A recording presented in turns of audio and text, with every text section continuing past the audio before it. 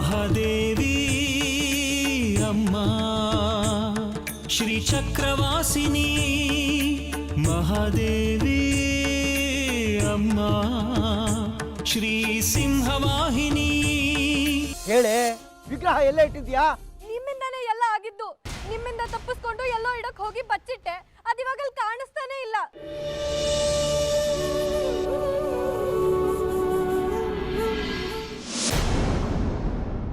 ಓಡೋ ಬಂಗಾರಿ. ಇದನ್ನ ಒಂದ್ ಕಡೆ ಸೇರಿಸ್ಬಿಟ್ರೆ ನನ್ ಚಪ್ಪಲಿ ಕಾಯಕ್ ಹೋಗ್ಬೋದು. ವಿರೂಪಾಕ್ಷ ಶಾಸ್ತ್ರಿಗಳ ಮನೆ. ಏನು ಇದು? ನಿನ್ ಕೋಳಿ ಜಗಳ? ನಿಮಗ್ ಹೇಳೋ ಅಂತ ವಿಚಾರ ಅಲ್ಲ ಬಿಡಿ. ಇನ್ಮೇಲೆ ನೀನ್ ಬಾಯಿ ಮುಚ್ಕೊಂಡು ಸುಮ್ಮನೆ ಇರು. ನಾನೇ ಎಲ್ಲ ಮಾತಾಡ್ತೀನಿ. ಇರೋ, ಅವ್ರು ಒಳ್ಳೆಯವರು, ಅವ್ರಿಗೆ ತೋರ್ಸೋಣ. ಬಿಡು, ಬಾ. रे पाप ग पद स रे पाप ग ग दा द पद स रे गरि स द प स द प ग द प ग रे रे ग पद स रे ग पद स रे ग पद रे ग पद स. ಪೆದ್ರಾಮಿ ನೀನು.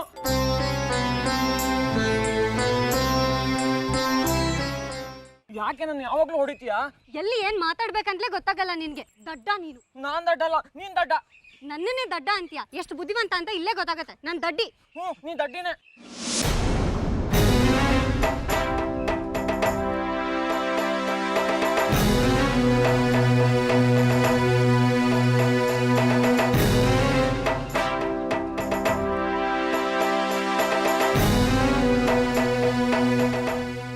ನೋಡಿ, ನಾನು ನಿಮ್ಗೆ ಯಾವ ತೊಂದರೆನೂ ಕೊಡೋದಿಲ್ಲ. ನಾನು ವಂಚಕ ಅಲ್ಲ. ಒಂದೇ ಒಂದ್ಸಲ ವಿಗ್ರಹ ನೋಡಬೇಕು. ದಯವಿಟ್ಟು ತೋರಿಸಿ. ನಿಮಗೆ ಯಾಕೆ ತೋರಿಸ್ಬೇಕು? ಇದನ್ನ ನಿಮಗ್ ತೋರಿಸಿದ್ರೆ ನೀವು ಇದ್ರ ಮೇಲೆ ಆಸೆ ಪಡ್ತೀರಾ. ಆಮೇಲೆ ಆ ಜಗ್ಗಿ ಅವ್ರು ಹೇಳ್ದಾಗೆ ದುಡ್ಡಿನ ಆಸೆ ತೋರಿಸ್ತೀರಾ. ನಿಮ್ ಸಹವಾಸವೇ ಬೇಡ. ನಾನ್ ತೋರ್ಸಲ್ಲ ನಿಮ್ಗಿದನ್ನ. ಹಾಗನ್ಬೇಡ. ನಾನು ಇದನ್ನ ನೋಡ್ಬೇಕು ಅನ್ನೋದಕ್ಕೆ ಕಾರಣ ಇದೆ. ತೋರಿಸ್ಬಹುದು ಕಣೆ. ನೋಡ್ಮೇಲೆ ಅವ್ರು ನಮ್ಗೆ ಸಹಾಯ ಮಾಡ್ಬೋದು. ಸುಮ್ನೆ ಇರೋ. ನೋಡಿದ್ಮೇಲೆ ಅವ್ರು ಇದನ್ನ ಎತ್ಕೊಂಡು ಹೋಗಲ್ಲ ಅಂತ ಹೇಗೋ ನಂಬೋದು. ನಾನು ಇದನ್ನ ಎತ್ಕೊಂಡು ಎಲ್ಲಿಗೆ ಹೊರಟೋಗ್ಲಿ? ಜೀವನದಲ್ಲಿ ಎಲ್ಲ ಅದನ್ನು ತೊರೆದಿರೋ ನಾನು, ನನಗೆ ಮೋಹ ಹುಟ್ಟಿದೆಯೇ? ಅದರಲ್ಲೂ ದೇವ್ರನ್ನ ಕದಿಯೋನಲ್ಲ. ನಾನು ಇದನ್ನ ನೋಡಲೇಬೇಕು ಅಂತ ಅನ್ನೋದಕ್ಕೆ ಒಂದು ಕಾರಣ ಇದೆ. ಕೊಡಿ ಇಲ್ಲಿ. ಇಲ್ಲ, ಕೊಡೋದಿಲ್ಲ ನಾನು. ನೋಡಮ್ಮ, ಇದು ನಾನು ಅಂದ್ಕೊಂಡಿದ್ದ ವಿಗ್ರಹನೇ ಆಗಿದ್ರೆ ಇದ್ರ ಹಿಂದೆ ಒಂದು ಕಥೆ ಇದೆ, ಅದಕ್ಕೊಂದು ಇತಿಹಾಸ ಇದೆ. ಅದಕ್ಕೆ ಕೇಳ್ತಾ ಇದ್ದೀನಿ.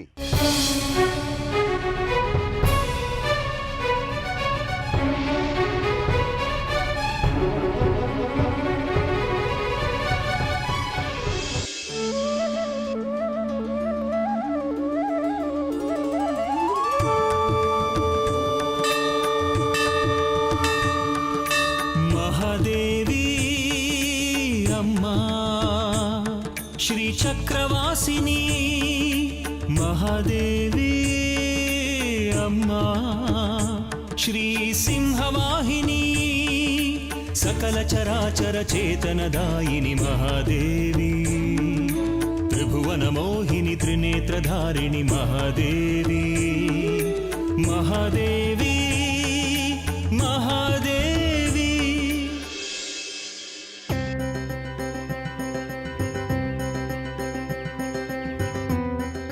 ಏನ್ ತಾಯಿ, ಒಂದು ಕ್ಷಣ ಕಾಣ್ತೀಯ, ಮತ್ತೊಂದು ಕ್ಷಣ ಹಾರ್ತೀಯ. ಯಾವಾಗ ಎಲ್ಲೆಲ್ಲಿ ಇರ್ತೀಯ ಅಂತಲೇ ತಿಳಿಯೋದಿಲ್ಲ. ಇದನ್ನ ಯಾರು ತಿಳಿಯೋಕ್ಕಾಗಿಲ್ಲ.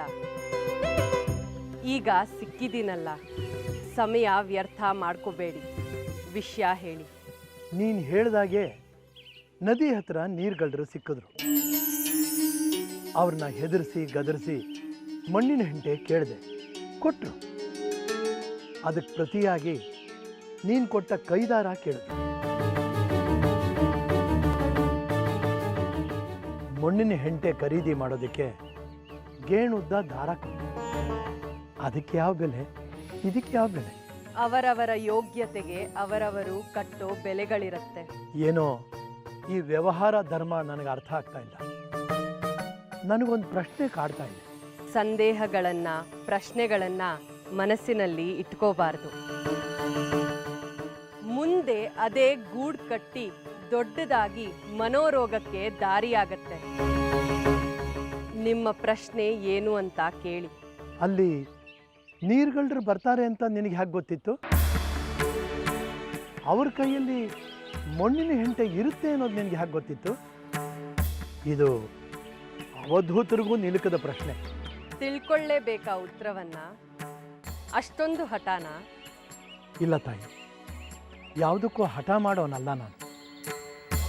ಆ ಮಹಾತಾಯಿ ಕೊಟ್ಟಾಗ ಕೊಟ್ಟಿದ್ದು, ಕೊಟ್ಟಷ್ಟು ಪಡ್ಕೊಳ್ಳೋದಷ್ಟೇ ನನ್ನ ಭಾಗ್ಯ. ಆ ತಾಯಿ ಸೂಚಿಸಿದ್ದನ್ನು ಮಾಡ್ತಾ ಬದುಕೋದಷ್ಟೇ ನನ್ನ ಕೆಲಸ. ನಿನಗೂ ಹೇಳಬೇಕು ಅಂದರೆ ಹೇಳು, ಹೇಳಬಾರ್ದು ಅಂದರೆ ನನಗೇನು ಬೇಸರ ಇಲ್ಲ. ಸುಮ್ಮನೆ ಕುತೂಹಲಕ್ಕೆ ಕೇಳಿದೆ ಅಷ್ಟೇ. ನೀವು ಮಾಡಿದ್ದು ಅಮ್ಮನವರ ಸೇವೆ ಅಂತ ತಿಳ್ಕೊಳ್ಳಿ. ಅದಕ್ಕಿಂತ ಹೆಚ್ಚು ನೀವು ಕೇಳಬೇಡಿ, ನಾನು ಹೇಳೋದಿಲ್ಲ. ಈಗ ಆ ಮಣ್ಣಿನ ಹೆಂಟೆ ಎಲ್ಲಿ ಸೇರ್ಬೇಕಿತ್ತೋ ಅಲ್ಲಿಗೆ ಸೇರಿದೆ. ಸನಿ ಧನಿ ಸರಿ ಸನಿ ಧನಿ ಸರಿ ಸನಿ ಧನಿ ಸರಿ ಸನಿ ಧನಿ ಸರಿ ಧನಿ ಸನಿ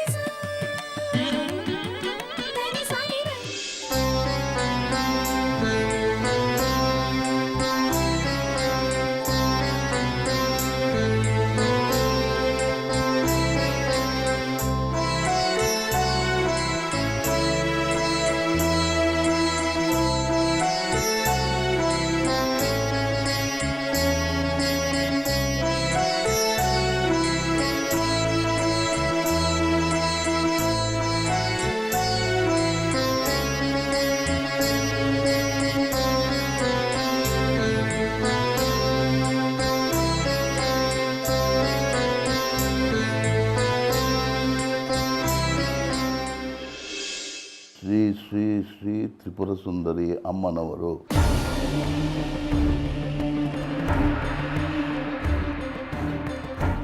16ನೇ ಶತಮಾನ. ಕೊಡುಗೆ ಶ್ರೀ ರಾಜ ಮಧುಕೇಶ್ವರ.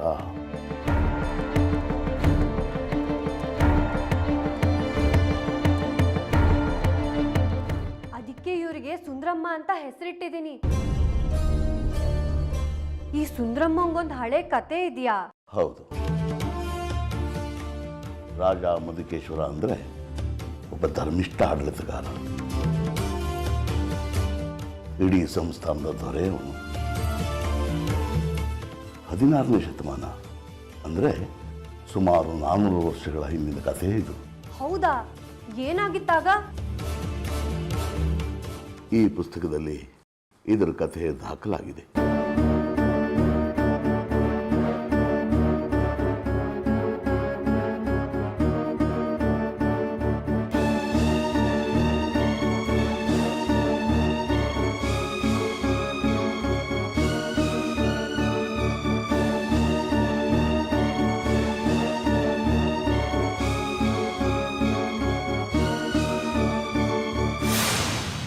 ನೋಡು ಪಂಚಾಕ್ಷರಿ, ನನಗೀಗ ಎರಡೆರಡು ಕೆಲಸ ಆಗ್ಬಿಟ್ಟಿದೆ ಕಣೋ. ಒಂದು, ಸುನೀತಾ ಮಗು ಹಳಿದೇ ಇರೋ ಹಾಗೆ ತಡಿಬೇಕು. ಅದೇನಾದರೂ ಹುಟ್ಟಿದ್ರೆ ನಮ್ಮ ಅಮ್ಮನ ತಲೆ ಉರುಳುತ್ತೆ ಕಣೋ. ಹಾಗಾಗೋದಕ್ಕೆ ಬಿಡಲ್ಲ ನಾನು. ಅದಕ್ಕೋಸ್ಕರನೇ ನೋಡಿಲ್ಲಿ ಕಾಡ್ಗೋಗಿ ಸೊಪ್ಪು ಕಿತ್ಕೊಂಡು ಬಂದಿದ್ದೀನಿ. ಇದನ್ನು ಹೇಗಾದರೂ ಮಾಡಿ ನನ್ನ ಹೆಂಡತಿ ಹೊಟ್ಟೆ ಸೇರೋ ಹಾಗೆ ಮಾಡಬೇಕು. ತಥಾಸ್ತು. ವಿಜಯೀ ಭವ, ದಿಗ್ವಿಜಯೀ ಭವ. ಆಶೀರ್ವಾದ ಮಾಡಿದ್ದೀನಿ. ನೀನು ಅಂದ್ಕೊಂಡ ಕೆಲಸ ಆಗತ್ತೆ. ಎರಡನೇ ಕೆಲಸ ಏನು? ಈ ಸೊಪ್ಪು ತರೋವಾಗ್ಲೇ ಜಾಜಿನೂ ಬಂಗಾರಿ ವಿಗ್ರಹ ಹಿಡ್ಕೊಂಡಿದ್ದು ನೋಡಿದ್ದು. ಈಗ ಜಾಜಿ ಕೈಗೆ ಸಿಕ್ಕಿರೋ ವಿಗ್ರಹ ನಮ್ಮ ಕೈ ತಪ್ಪೋಗ್ಬಾರ್ದು. ಹೇಗಾದರೂ ಮಾಡೋದನ್ನು ಕಿತ್ಕೋಬೇಕಣೋ. ಅದನ್ನು ನನ್ನ ಗೆಳೆಯ ಮೈಯಾಡಿ ಜನ್ನನಿಗೆ ಮಾರಿ ಹಣ ಮಾಡ್ಕೋಬೇಕು. ಸದ್ಯಕ್ಕೆ ನನ್ನ ಹೆಂಡತಿ ವಿಷಯದ ಕಡೆ ನಾನು ಗಮನ ಕೊಡ್ತೀನಿ. ನಾನು ಬರೋವರೆಗೂ ನೀನು ದೇವಸ್ಥಾನದ ದಾರಿಲೇ ಇದ್ದು ಆ ಜಾಜಿ ಬಂಗಾರಿ ಎಲ್ಲಿದ್ದಾರೆ ಅಂತ ಹುಡುಕು, ಅವರನ್ನೇ ಹಿಂಬಾಲಿಸು. ಅವರು ಎಲ್ಲಿ ಹೋಗ್ತಾರೆ ಅಂತ ತಿಳ್ಕೊಂಡಿರು. ನಾನು ನನ್ನ ಕೆಲಸ ಮುಗಿಸಿ ಬಂದ ಮೇಲೆ ಮುಂದಿನ ವಿಗ್ರಹದ ಕೆಲಸಗಳನ್ನು ಮಾಡೋಣ. ಸರಿನಾ? ಆಗಲಿ ಆಟೋ ರಾಜ, ನಮ್ಮ ಅಪ್ಪನೇ ಅಂತಲೇ ಆಗಲಿ.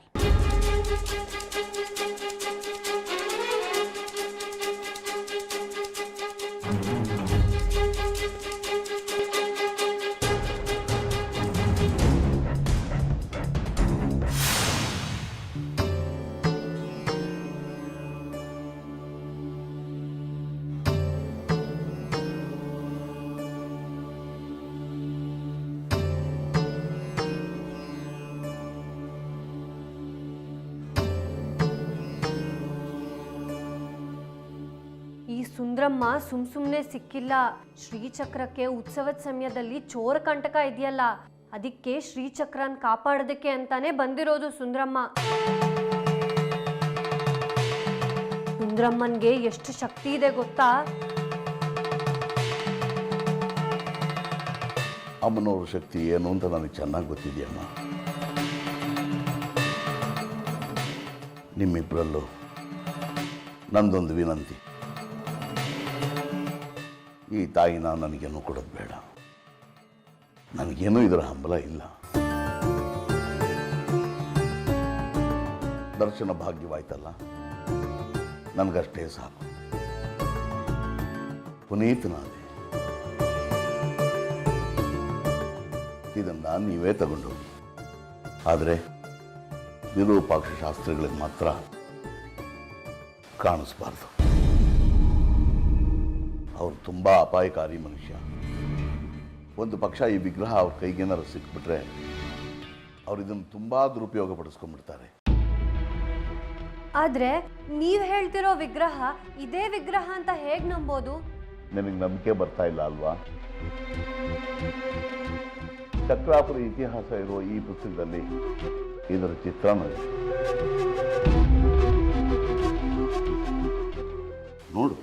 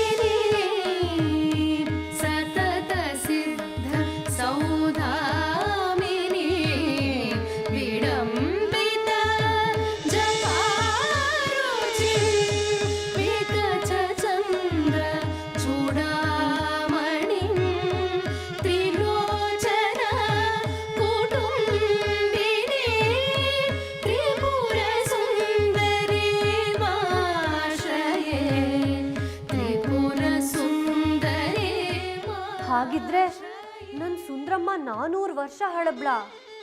ನನ್ ಸುಂದ್ರಮ್ಮನ್ ಕತೆ ಏನು ಅಂತ ಹೇಳಿ. ಈ ಪುಸ್ತಕದಲ್ಲೇ ಇದಕ್ಕೆ ಸಂಬಂಧಪಟ್ಟ ದಾಖಲೆಗಳೆಲ್ಲ ಇದೆ. ಹೇಳ್ತೀನಿ, ಕೇಳಿಸ್ಕೊಳ್ಳಿ.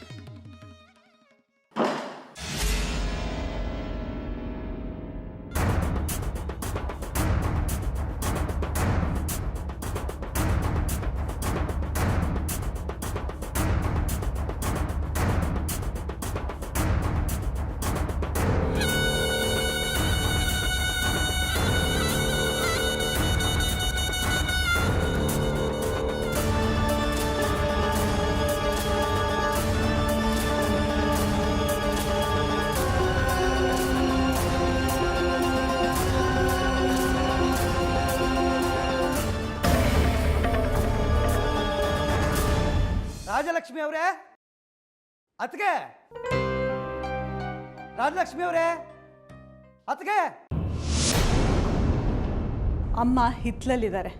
ನೀನು ಮಗು ವಿಷಯ ಮಾತಾಡಬೇಕು ಅಂತಿದ್ರೆ ಈಗಲೇ ವಾಪಸ್ ಹೊರಟೋಗು. ಬೇರೆ ವಿಷಯ ಮಾತಾಡಬೇಕಾಗಿದ್ದರೆ ನಮ್ಮ ಯಜಮಾನರು ಅಥವಾ ವಿದ್ಯಾಶಂಕರ ಮನೆಯಲ್ಲಿರುವಾಗ ಬಂದು ಮಾತಾಡು. ಈಗ ನನಗೆ ಕೆಲಸ ಇದೆ. ನಿನ್ನ ಹತ್ರ ಮಾತಾಡೋಷ್ಟು ಪುರ್ಸೊತ್ತಿಲ್ಲ. ಏನತ್ಗೆ ನೀವು? ನಿಮ್ಮ ತಂಗಿಗಂತೂ ಬುದ್ಧಿ ಇಲ್ಲ, ನಿಮಗಾದರೂ ಬುದ್ಧಿ ಬೇಡವಾ? ಹೆಂಡತಿ ಆದವಳು ಹೀಗೆ ಗಂಡನಿಂದ ದೂರ ಆಗಿ ನಿಮ್ಮ ಮನೇಲಿ ಬಂದು ಕೂತಿದ್ದಾಳಲ್ಲ, ಹಿರಿಯರಾದ ನೀವು ಅವಳು ಬುದ್ಧಿ ಹೇಳಿ ಮನೆಗೆ ವಾಪಸ್ ಕಳಿಸೋದು ಬಿಟ್ಟು ಅವಳಿಗೆ ಆಶ್ರಯ ಕೊಟ್ಟಿದ್ದೀರಲ್ಲ ಇಲ್ಲಿ ನೀವು. ಇದು ನ್ಯಾಯನಾ? ಹೆಂಡತಿ ಗಂಡನ ದೂರ ಮಾಡಿದ ಪಾಪ ನಿಮಗೆ ಸುತ್ಕೊಳುತ್ತೆ, ನೋಡ್ತಾ ಇರಿ. ಏನು ಮಾಡೋದಪ್ಪ, ನೀನು ಗರ್ಭ ವಿಸರ್ಜನೆ ಮಾಡಿಸ್ತೀನಿ ಅಂತ ಹಠ ತೊಟ್ಟಿದೆಯಲ್ಲ, ಸರಿನಾ? ಅವಳು ಹೆದರ್ಕೊಂಡಿದ್ದಾಳೆ. ಕಟ್ಕೊಂಡು ಗಂಡನೇ ಹಿರಣ್ಯಕಶಿಪು ಆದರೆ ಅವಳಿನ್ ಎಲ್ಲಿಗೆ ಹೋಗ್ತಾಳೆ ಹೇಳು? ಏನೋ ಕೆಟ್ಟಗಳಿಗೆ ಯಾರ್ಯಾರು ಏನೇನೋ ತಲೆಗೆ ತುಂಬಿಟ್ರು ಹಾಗೆ ಮಾಡಿಬಿಟ್ಟೆ. ನಾನು ಮನುಷ್ಯ ಅಲ್ವಾ ಅದಕ್ಕೆ? ಯಾವ ತಂದೆ ತಾನೇ ತನ್ನ ಮಗುನ ಕೊಲ್ಲೋದಕ್ಕೆ ಇಷ್ಟಪಡ್ತಾನೆ ಹೇಳಿ? ನಾನು ಹೊರಟ ಹೌದು, ಆದರೆ ರಾಕ್ಷಸ ಅಲ್ಲ ಅದಕ್ಕೆ. ನಾನು ಹೆಂಡತಿ ಕೈ ಅಡುಗೆ ತಿಂದೆ, ಅವಳ ಧ್ವನಿ ಕೇಳಿದೆ, ಎಷ್ಟು ಕಷ್ಟ ಆಗ್ತಿದೆ ಗೊತ್ತಾ ನನಗೆ? ಮನೇಲಿ ಒಬ್ಬನೇ ಹೇಗಿರಲಿ ಹೇಳಿ ಅದಕ್ಕೆ? ಅವಳು ಇಲ್ಲಿ ಬಂದಾಗಿಂದ ಹೊತ್ತೊತ್ತು ಹೊಟ್ಟೆಗೆ ಊಟ ಇಲ್ಲದೆ ಸಾಯ್ತಾ ಇದ್ದೀನಿ ನಾನು. ಹೇಗಿದೆಯಾ ಸುನೀತಾ? ಇವ್ರ ಮನೇಲಿ ಇದೆಯಾ ಅಂದಮೇಲೆ ಚೆನ್ನಾಗೇ ಇರ್ತೀಯ ಬಿಡು. ನೋಡಿ ಸುನೀತಾ, ನಾನು ಅಂದದ್ದೆಲ್ಲ ತಪ್ಪಾಯಿತು. ಇನ್ಯಾವತ್ತೂ ಈಗ ಮಾಡಲ್ಲ ಕಣೆ. ನೀನು ಬಾಣಂತನಾನ ಇಲ್ಲೇ ಮಾಡಿಸ್ಕೊಳ್ವಿ ಅಂತೆ, ನನಗೇನೂ ಅಭ್ಯಂತರ ಇಲ್ಲ. ಆದರೆ ದಿನ ತುಂಬೋವರೆಗೂ ನಮ್ಮ ಮನೇಲಿ ನಾವಿಬ್ಬರು ಜೊತೆಯಾಗಿರೋಣ ನಡಿಯೇ. ನೋಡು ಜಗ್ಗಿ, ನೀನು ಎಷ್ಟೇ ಹೇಳಿದ್ರು ನಾವ್ಯಾರೂ ನಿನ್ನ ಮಾತನ್ನ ನಂಬೋದಿಲ್ಲ. ನಮ್ಮ ಅತ್ತೆಯವರು ಮತ್ತು ನಮ್ಮ ಯಜಮಾನರು ಕೂತ್ಕೊಂಡು ಇದ್ರ ಬಗ್ಗೆ ತೀರ್ಮಾನ ತಗೊಳ್ತಾರೆ. ಸುನೀತಾನೇ ಹೋಗ್ತೀನಿ ಅಂತ ಹೇಳಿದ್ರು ನಾನು ಅವಳನ್ನ ಕಳಿಸೋದಿಲ್ಲ. ಸರಿ ಬಿಡಿ, ಬೆಳಗ್ಗೆಯಿಂದ ಏನು ತಿಂದಿಲ್ಲ ಆತಗೆ. ಇವಳು ನಮ್ಮ ಮಗುನ ನೆನೆಸ್ಕೊಂಡು ನನಗೇನು ಮಾಡೋಕ್ಕೂ ಮನಸ್ಸೇ ಆಗ್ತಾ ಇಲ್ಲ. ನಾನು ಇವಳು ಜೊತೇಲಿ ಕೂತು ಊಟ ಮಾಡಿ ಅದೆಷ್ಟು ದಿನ ಆಗೋಯ್ತು. ತುಂಬ ಹೊಟ್ಟೆ ಹಸಿತಿದೆ ಅದಕ್ಕೆ. ಇಬ್ಬರು ಜೊತೇಲಿ ಕೂತು ಊಟ ಮಾಡಿ ಅವ್ರುಗಳು ಬರೋವರೆಗೂ ಕಾಯ್ತೀನಿ. ಆಮೇಲೆ ನೀವೆಲ್ಲ ಸೇರಿ ಏನು ತೀರ್ಮಾನ ಮಾಡ್ತಿರೋ ಹಾಗೆ ಆಗಲಿ ಅದಕ್ಕೆ. ಆದರೆ ದಯವಿಟ್ಟು ಅನ್ನ ಹಾಕಿ ಅದಕ್ಕೆ, ಅನ್ನ ಹಾಕಿ. ಇಬ್ಬರು ಜೊತೆಲಿ ಕೂತ್ಕೊಂಡು ಊಟ ಮಾಡ್ತೀವಿ.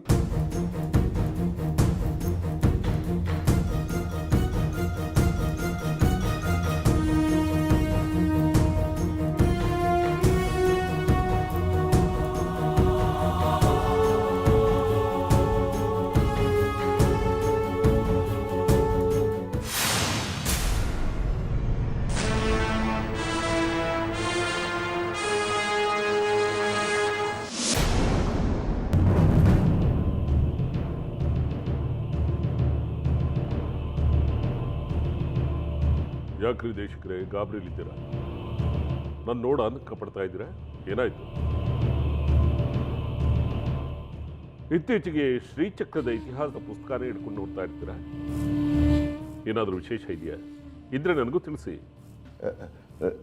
ಹೀಗೆ ಸುಮ್ಮನೆ ಓದಿದ್ದನ್ನೇ ಓದೋ ಅಭ್ಯಾಸ. ಅದು ಶ್ರೀಚಕ್ರ ಉದ್ಭವ ಕಾಲ ಹತ್ತಿರ ಬಂತಲ್ಲ, ಅದಕ್ಕೆ ಹಾಗೆ ಕಣ್ಣಾಡಿಸ್ತಾ ಇದ್ದೀನಿ. ಪುಸ್ತಕದಲ್ಲಿ ನೋಡೋದಕ್ಕೆ ಇಷ್ಟು ಚೆಂದ ಕಾಣ್ತಾ ಇದೆ.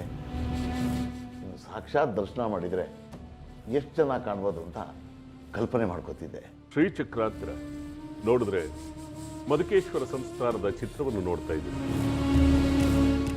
ಅದು ಅದು ಏನಿದು?